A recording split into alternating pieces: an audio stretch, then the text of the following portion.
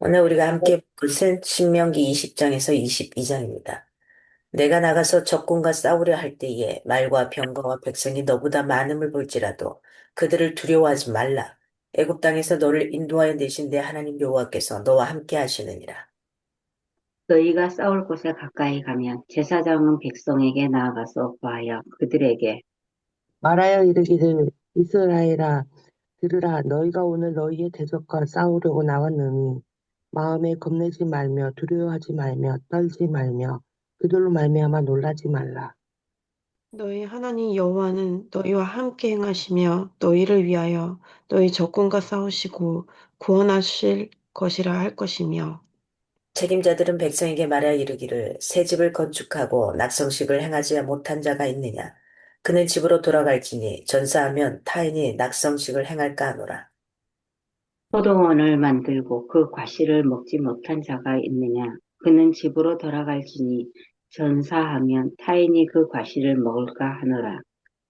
여자와 약혼하고 그와 결혼하지 못한 자가 있느냐 그는 집으로 돌아갈지니 전사하면 타인이 그를 데려갈까 하노라 하고 책임자들은 또 백성에게 말하여 이르기를 두려워서 마음이 허약한 자가 있느냐 그는 집으로 돌아갈지니 그의 형제들의 마음도 그의 마음과 같이 낙심될까 하노라 하고 백성에게 이르기를 마친 후에 군대의 지휘관들을 세워 무리를 거느리게 할지니라. 내가 어떤 성읍으로 나아가서 치려 할 때에는 그 성읍에 먼저 화평을 선언하라. 그 성읍이 만일 화평하기로 회답하고 너를 향하여 성문을 열거든 그 모든 주민들에게 내게 조공을 바치고 너를 섬기게 할 것이요. 만일 너와 화평하기를 거부하고 너를 대적하여 싸우려 하거든 너는 그 성읍을 에워쌀 것이며 내 하나님 여호와께서 그 성읍을 내 손에 넘기시거든 너는 칼날로 그 안에 남자를 다 쳐 죽이고 너는 오직 여자들과 유아들과 가축들과 성읍 가운데에 있는 모든 것을 너를 위하여 탈취물로 삼을 것이며 너는 내 하나님 여호와께서 내게 주신 적군에게서 빼앗은 것을 먹을지니라.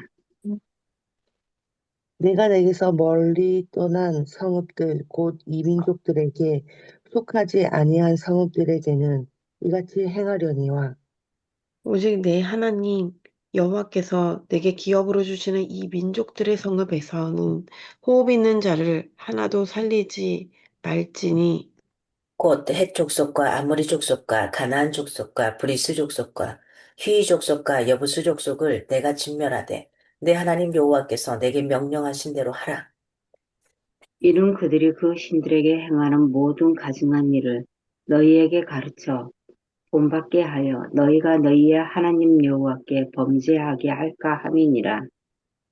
너희가 어떤 성읍을 오랫동안 에워싸고 그 성읍을 쳐서 점령하려 할 때에도 도끼를 둘러 그곳의 나무를 찍어내지 말라. 이는 너희가 먹을 것이 될 것임이니 찍지 말라. 들의 수목이 사람이냐? 너희가 어찌 그것을 애워싸겠느냐? 다만 과목이 아닌 수목은 찍어내어 너희와 싸우는 그 성읍을 치는 기구들을 만들어 그 성읍을 함락시킬 때까지 쓸지니라. 내 하나님 여호와께서 내게 주어 차지하게 하신 땅에 피살된 시체가 들에 엎드러진 것을 발견하고 그 쳐 죽인 자가 누구인지 알지 못하거든. 너희의 장로들과 재판장들은 나가서 그 피살된 곳의 사방에 있는 성읍의 원근을 잴 것이요. 그 피살된 곳에서 제일 가까운 성읍의 장로들이 그 성읍에서 아직 부리지 아니하고 멍에를 매지 아니한 암송아지를 취하여 그 성읍의 장로들이 물이 항상 흐르고 갈지도 않고 씨를 뿌린 일도 없는 골짜기로 그 송아지를 끌고 가서 그 골짜기에서 그 송아지의 목을 꺾을 것이요. 레위 자손 제사장들도 그리로 갈지니 그들은 내 하나님 여호와께서 택하사 자기를 섬기게 하시며 또 여호와의 이름으로 축복하게 하신 자라. 모든 소송과 모든 투쟁이 그들의 말대로 판결될 것이니라. 그 피살된 곳에서 제일 가까운 성읍의 모든 장로들은 그 골짜기에서 목을 꺾은 암송아지 위에 손을 씻으며 말하기를 우리의 손이 이 피를 흘리지 아니하였고 우리의 눈이 이것을 보지도 못하였나이다. 여호와여, 주께서 속량하신 주의 백성 이스라엘을 사하시고 무죄한 피를 주의 백성 이스라엘 중에 머물러 두지 마옵소서 하면 그 피 흘린 죄가 사함을 받으리니 너는 이와 같이 여호와께서 보시기에 정직한 일을 행하여 무죄한 자의 피 흘린 죄를 너희 중에서 제할지니라. 내가 나가서 적군과 싸울 때 내 하나님 여호와께서 그들을 내 손에 넘기심으로 내가 그들을 사로잡은 후에 내가 만일 그 포로 중에 아리따운 여자를 보고 그에게 연연하여 아내를 삼고자 하거든. 그를 내 집으로 데려갈 것이요 그는 그 머리를 밀고 손톱을 베고 또 포로의 의복을 벗고 내 집에 살며 그 부모를 위하여 한 달 동안 애곡한 후에 내가 그에게로 들어가서 그의 남편이 되고 그는 내 아내가 될 것이요. 그 후에 내가 그를 기뻐하지 아니하거든 그의 마음대로 가게 하고 결코 돈을 받고 팔지 말지라. 내가 그를 엿보였은즉 종은 여기서 말지니라. 종으로 어, 여기지 말지니라. 어떤 사람이 두 아내를 두었는데 하나는 사랑을 받고 하나는 미움을 받다가 그 사랑을 받는 자와 미움을 받는 자가 둘 다 아들을 낳았다 하자 그 미움을 받은 자의 아들이 장자면 자기의 소유를 그의 아들들에게 기업으로 나누는 날에 그 사랑을 받는 자의 아들을 장자로 삼아 참 장자 곧 미움을 받는 자의 아들보다 앞세우지 말고 반드시 그 미움을 받는 자의 아들을 장자로 인정하여 자기의 소유에서 그에게는 두 몫을 줄 것이니 그는 자기의 기력의 시작이라 장자의 권리가 그에게 있음이니라. 사람에게 완악하고 패역한 아들이 있어 그의 아버지의 말이나 그 어머니의 말을 순종하지 아니하고 부모가 징계하여도 순종하지 아니하거든. 그의 부모가 그를 끌고 성문에 이르러 그 성읍 장로들에게서 에게 나아가서 그 성읍 장로들에게 말하기를 우리의 이 자식은 완악하고 패역하여 우리 말을 듣지 아니하고 방탕하며 술에 잠긴 자라 하면 그 성읍의 모든 사람들이 그를 돌로 쳐 죽일지니 이같이 내가 너희 중에서 악을 제하라. 그리하면 온 이스라엘이 듣고 두려워하리라. 사람이 만일 죽을 죄를 범함으로 내가 그를 죽여 나무 위에 달거든.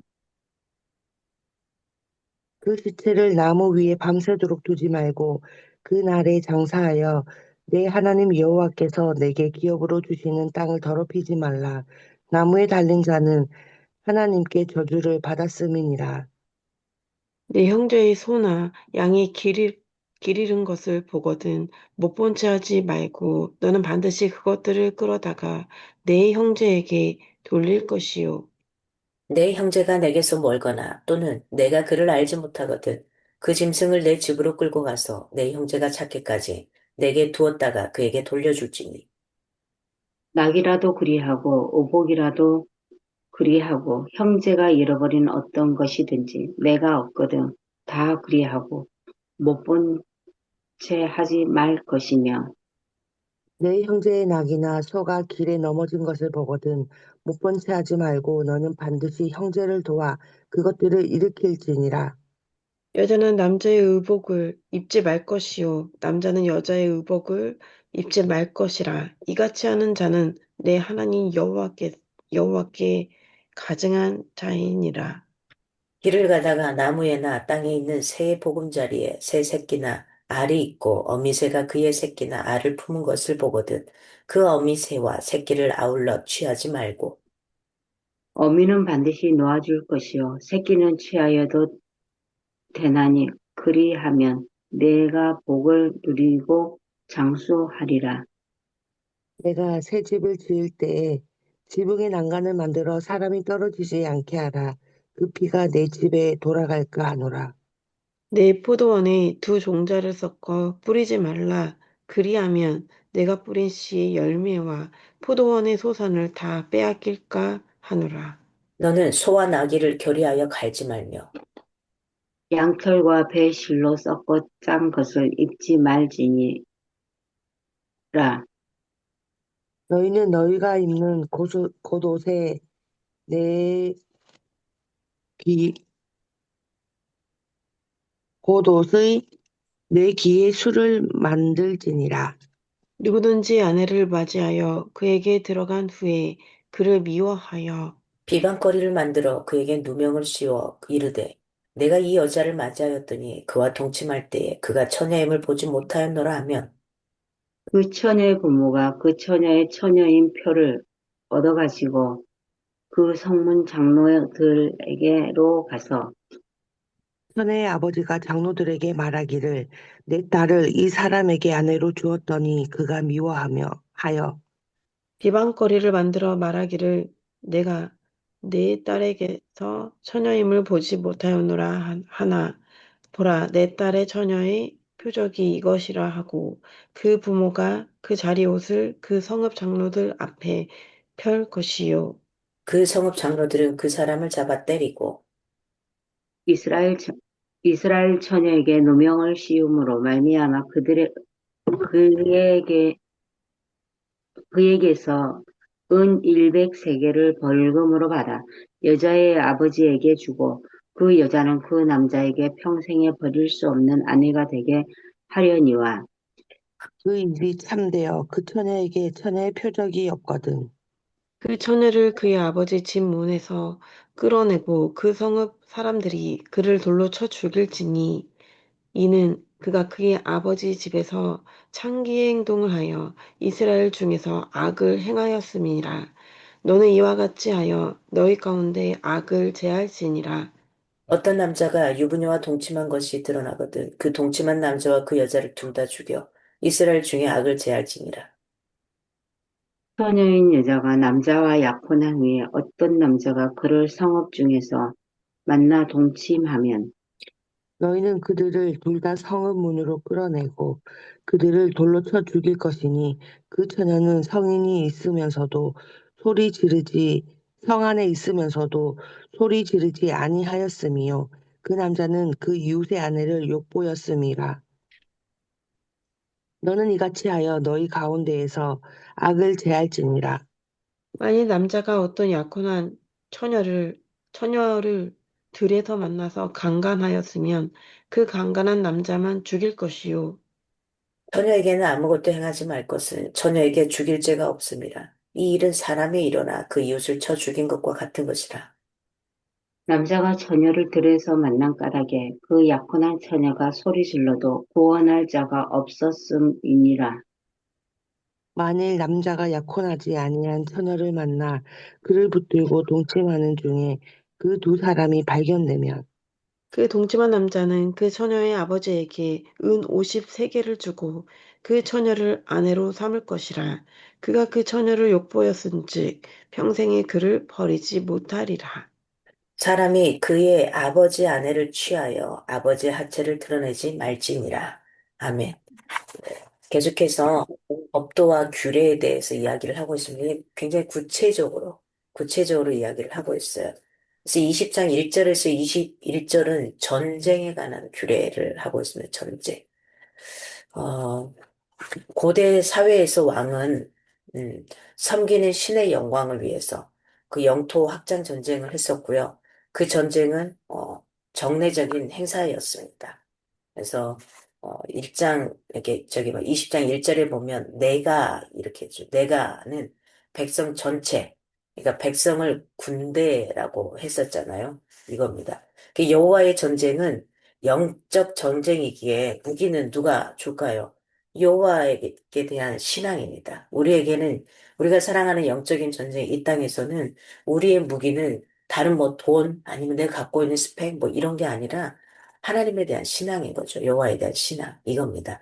그래서 가나안으로 진격할 때 먼저 제사장들이 뭐 하냐면 언약궤를 들고 갔었죠. 하나님 우리에게 주신 그 언약궤를 들고 먼저 들어갔었습니다. 그래서 여호와의 전쟁의 때는 다음에 해당하는 사람들은 징집을 면제받아요. 징집을 면제받는데 첫째는 뭐냐?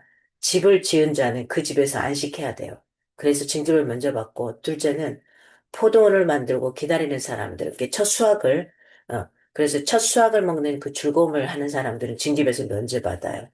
세 번째는 결혼한 자, 아내와 결혼 생활을 해야 되잖아요. 시작을 해야 되니까 그래서 징집에서 면제받아요. 네.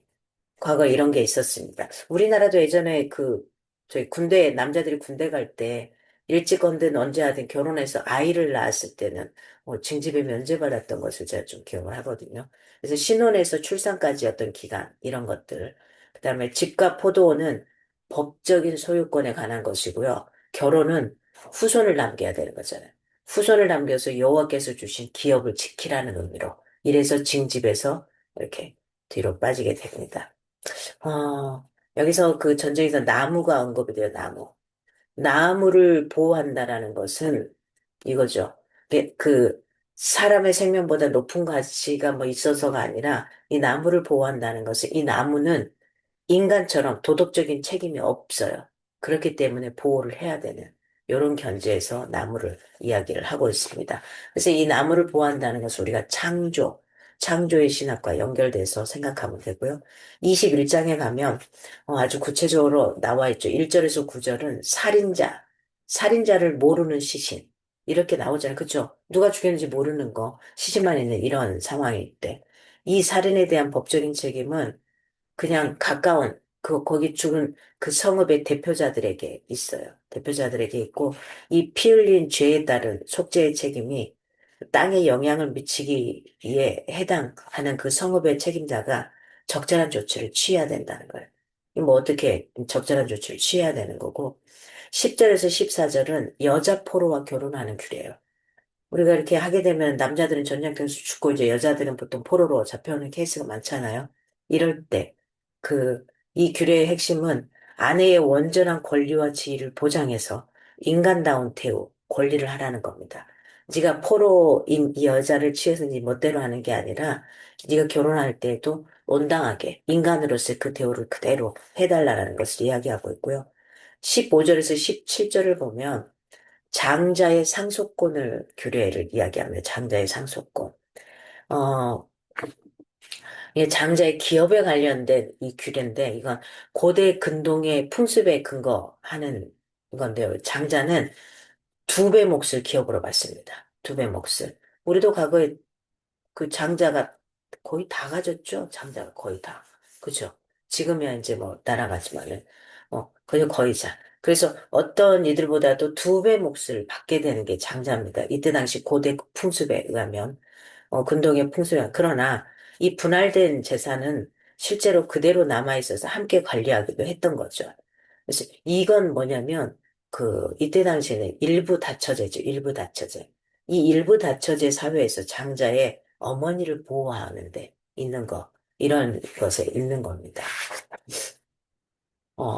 그 다음에 18절에서 21절에 보면 패역한 아들에 대한 규례. 이제 자식이 이런 사람도 있잖아요. 그쵸? 이 패역한 아들, 이게 가정을 그 어떤 광범위한 종교적이고 정치적인 구조의 한 구조로 보는 규례이기도 합니다. 그래서 부모를 공경하는 것은 사회의 질서에 관계되는 거잖아요. 그래서 이보다 더 중요하게 하나님에 대한 바른 태도에 관한 이런 것들을 이야기하고 있습니다. 22절에서 23절에 나무에 달린 시신에 대한 규례를 해요. 이 사람을 나무에 매달아 처형하는 것은 고대 근동에서 광범위하게 있었던 겁니다. 왜 사람들에게 본보기로 다 놔두는 거예요. 너희들도 이렇게 이런 걸 치면은 이렇게 된다. 가장 수치스러운 형벌이 바로 나무에 달아서 사람들에게 다 오고 가는 사람을 다 보게 하는 이거거든요. 그래서 이 풍습이었습니다. 그래서 사람을 나무에 매다는 것은 공개적으로 수치를 주고, 그게 하나님께서 저주해서, 이렇게, 신이 저주해서 이렇게 죽을 수밖에 없다. 이런 걸 보여주는 거예요. 그래서 너희들은 그러지 말아라. 이런 본보기인 거죠. 네. 그리고 그날 이렇게 나무에 매다는 시간은 하루 종일, 하루 종일. 이겁니다. 그래서 오늘 공교롭게도 오늘이 그런 날입니다. 오늘이 예수님이, 우리가 교회 절기로 따지면 오늘 예수님이 네, 십자가에 매달려 죽는 날입니다. 그래서 오늘은 성금요일이라고 표현을 하죠. 그래서 그 시간을 대충 따지면 우리나라 시간으로 따지면 오전 한 11시부터서 오후 3시 정도 해와 달이 멈춰버리는 그 시간. 근데 역사적으로 그런 날이 있다라고 증명을 합니다. 그 하루. 그래서 부끄러움을 당하지 않을 건데 그 부끄러움, 수치스러움으로, 예수님은 그 수치스러움이나 부끄러움을 전혀 느끼지 않습니다. 자기가 마땅히 이 세상의 모든 죄를 대신 지고 가야 된다고 생각을 하시고 섰던 분이십니다. 그러나 사람들은 그렇게 수치스럽게 갖다 놓는 그런 날이 바로 오늘에 해당됩니다. 22장에 보면은 22장 1절에서 4절은 이웃에 관한 규례를 이야기합니다. 이웃의 소나 양, 나귀와 의복을 습득, 이렇게 습득할 수 있잖아요. 반드시 이웃에게 돌려주라. 그러니까 우리가 어디서 무엇인가 내 것이 아닌 뭔가를 습득했을 때는 반드시 돌려주라는 거죠. 이 바벨론에서는 짐승이나 다른 소유물을 허락 없이 보관하면 사형까지 갔습니다. 사형, 사형. 그러니까는, 저도 이렇게 예전에, 어, 뭐죠, 주유소에서 명절에 내려가다가 주유소에서 지갑을 아주 두툼한 지갑을 어떤 사람이 이제 셀프 주유소였기 때문에 이렇게 주유를 하고 지갑을 다 놔두고 간 거예요. 그냥 위에다 올려놓고 가버린 거죠. 그래서 이걸 거기다 놔두고 가지는 그렇고 보니까는 주소가 서울인 거예요. 서울인 거예요. 뭐 주민등록증, 돈도 현금도 있고 카드도 다 있고 모든 게 다 있고 그리고 알뜰한 것 같아요. 젊은 30대 초반에 저기 남자였어요.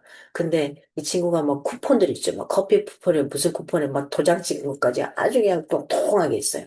그래서 열심히 사는 친구다. 그래서 가져가서 그냥 이렇게 도와드리고 싶었는데 문제는 이 사람 전화번호가 없는 거예요. 바로 도와줄 수가 없어요. 그래서 그 다음날 아침에 이렇게 저희가 명절이어서 집에 새벽에 도착을 해서 그 다음날 아침에 어 가서 이제 경찰서에 갔다가 파출소에 갔다가 이렇게 맡겼는데 그 절차가 너무 복잡한 거예요. 그냥 놔두고 올 걸 이런 생각이 들 정도로 너무 복잡한 거예요.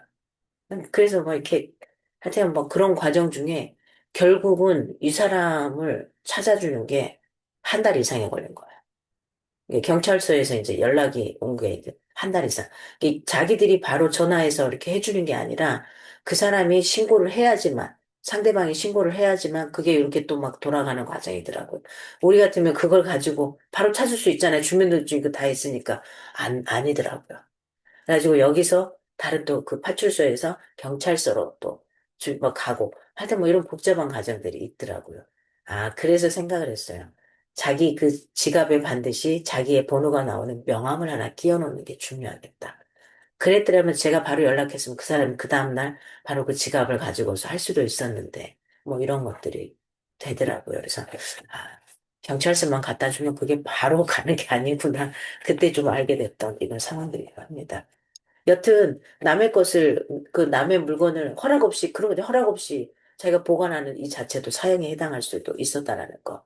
그래서 이웃의 소나 나귀가 넘어지면 못 본 채 하지 말라는 거죠. 함께 일으켜줘야 된다는 거. 그래서 출애굽기는 약자를 도와주라고 하는데 이 오늘 신명기는 약자가 아니라 뭐라고 말하냐면 형제를 도와주라는 거예요. 그러니까 신명기 전까지는 이렇게 약간 좀 구분된 것 같은 이렇게 고아와 가부와 약한 자들, 없는 자들 이 사람들 도와주라 그랬는데 신명기는 그걸 뭐라고 표현하냐면 내 형제를 도와주라는 거야. 굉장히 친밀해지죠. 굉장히 친밀해지죠.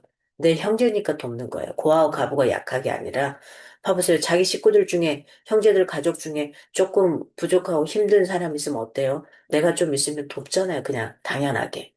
이렇게 도우라는 겁니다. 형제를 사랑하는 것은 강제가 아니잖아요. 당연한 거잖아요. 그죠? 내 피부치를 사랑하는 건 당연한 거잖아요. 그렇게 고아와 가부처럼 약한 자들을 내 형제로 여기고 반드시 도와야 될 의무가 있다라고 표현합니다. 22장 5절에는 남녀의 의복 규례를 하는데 이것은 어떤 거와 관련된 말이냐면 여자는 남자의 의복을 입지 말고 남자는 여자의 의복을 입지 말라. 이것은 음, 동성애와 관련해서 말하는 것으로 보여집니다. 동성애와 관련해서 요 표현을 하는 거고요. 6절에서 7절은 알을 품은 어미새에 대한 규례를 하고 있어요. 알을 품은 어미 새에 대한 보호는 과목과 과수를 보호하라는 겁니다. 왜? 이건 뭡니까, 결국? 생명을 존중하고 생명을 보호하라는 거예요. 그 생명에 대한. 그리고 22장 8절에 보면은 새집 난간에 대한 규례가 있어요. 지붕 난간. 이거 잘 짓지 못하면 실족사 하기도 하잖아요. 이게 참, 이 성경이 굉장히 디테일합니다. 그래서 난간이 생기기 시작하는 거죠. 어, 이런 것들. 그래서 살인 금지 규례와 연관돼서 다른 사람의 생명을 지키고 돌보라는 굉장히 적극적인 규례를 이야기를 하고 있습니다. 그래서 집을 지면은 다 난간들 짓잖아 바로 유리창으로 하지 않고요. 그 뒤에다가 난간들을 만들어 놓죠. 그 다음에 9절에서 12절에 보면 두 종류에 관한 규례를 합니다. 포도원에 두 종자를 뿌리는 것을 금하고 있어요. 네. 두 종류를 심으면 어떻게 될까요? 이 두 종류가 약간 다르잖아요. 그죠? 다른 종류들을 같이 심으면 아무래도 실제로 두 종류를 심으면 수확량이 늘어나고 병충해 방지에 도움이 된다고 합니다. 그런데 이 두 종류의 씨앗을 뿌리지 말라고 하고요. 그 다음에 소와 나귀를 가리는 거. 이건, 이건 뭐냐면 소는 보통 정결을 이야기하고요. 나귀는 부정을 이야기합니다. 그래서 소는 정결과 나귀는 부정을 이야기하는데 이걸 가는 것은 그 약한 짐승을 보호하는 겁니다. 약한 짐승. 이렇게 소의 힘이 월등하잖아요. 그렇죠? 소의 힘이 월등하니까 나귀를 보호하게 되는 거겠죠. 이런 것들을 이야기하고 그다음에 13절에서 21절에 보면은 아내의 순결 규례에 대해서 나옵니다. 아내의 순결. 여자를 보호하기 위해서 잠자리에 시트를 넘겨받은 거. 이때 당시 이때 고대 근동이라든지 동남아도 보통 그렇습니다. 먼저 자기의 이렇게 딸을 첫날 밤에 들여보낼 때 밑에다가 수건 같은 것을 깝니다. 하얀색. 그래서 처녀일 경우에는 이제 처녀막이 터지면서 피가 나오게 되나 보죠. 피가 나오는 그래서 피가 묻어 있을 때는 얘가 처음으로 하는 처녀이구나. 이걸 증명하는 거죠. 바로 그런 의미들이 있었던 겁니다. 그래서 고대 근동에서는 이런 것들. 그래서 첫날 밤에 갔는데 어떤 사람은 저기 뭐야, 그, 이런 거죠. 뭐, 자전거를 탄다든지 심한 운동을 하면 사실은 천연막은 쉽게 찢어진다고 해요. 이제 그랬을 경우에는 그게 찢어져서 안 나올 거 아니에요. 뭐 이런 여러 가지 것들이 있어서 어거지로 이 여자가 마음에 안 들면 그 첫날 밤을 가지고서 이런 일들을 행하거든요. 남자들이. 그래서 쫓아내려고. 그래서 여자를 보호하기 위해서 잠자리에 시트를 넘겨받은 부모는 합당한 결혼이었고 이 딸이 신부의 자격을 갖추었다고 법정으로 이걸 가져가서 가려내는 이런 것들을 이야기하고 있습니다. 그래서 처녀가 순결하지 않을 경우에는 죽임을 당했고요. 거짓 고소한 남자도 죽임을 당합니다. 이 사람이 그냥 첫날 밤에 치렀는데 이 여자 마음에 안 들면 그냥 그걸로 어거지를 했을 경우에 그렇게 하는 거죠. 그래서 여자의 순결이 드러나면 평생 이혼할 수도 없게 되고요. 여자는 그 명예가 회복되고 보호를 받게 되는 이거죠. 그래서 은 100세겔의 벌금은 29절에 보면은 은 100세겔의 벌금은 남편이 여자의 부모에게 준 결혼 자금의 2배가 돼요. 이때 당시에 보통, 남자들이 여자한테 돈을 주고 결혼을 했었죠. 우리나라도 그러지 좀 그런 식이지 않나요? 돈이 주고 오고 가고 하는 이런 것들이 다 사실은 이 과거에서부터 쭉 이어졌던 이런 것들이죠. 그래서 고대 근동의 결혼이 일종의 거래 문화 같은 이런 배경이 있었어요. 그러니까 마치 여인을 돈으로 산 것 같은 이런 느낌들도 있었죠. 지금도 동남아는 그렇습니다. 네. 남자가 결혼할 때 모든 돈을 다 주고, 약혼식 할 때도, 저기 결혼식 할 때도 돈을 주고, 또 그 부모가 지참금 같은 돈 얼마를 요구하고, 그걸 뭐 이런 식으로 가져갑니다. 그래서 남자의 고소가 참을 경우에는 엄중한 처벌이 따르지만 순결하지 않는 여자는 창기와 같이 봅니다. 창기, 몸파는 여. 그래서 이스라엘에서 받아줄 수 없는 악을 행한 죄악으로 보는 거, 죄인으로 봅니다. 그래서 결혼 전에 성관계를 금지하는 거, 결혼 전에 성관계를 금지하는 것은 사실은 다른 나라에서는 그냥 뭐 결혼 전에도 그냥 문란하게 했었지만 이스라엘에서만 발견되는 이야기입니다. 이스라엘 나라에서만. 결혼 전에 철저하게, 성관계를 금지하는. 그래서 우리 기독교에서도 보통 결혼 전에는 성관계를 금지를 많이 했었었고요. 그러니까 이런 식으로 가져갑니다. 다른 민족들과는 좀 구별됐던 겁니다. 네.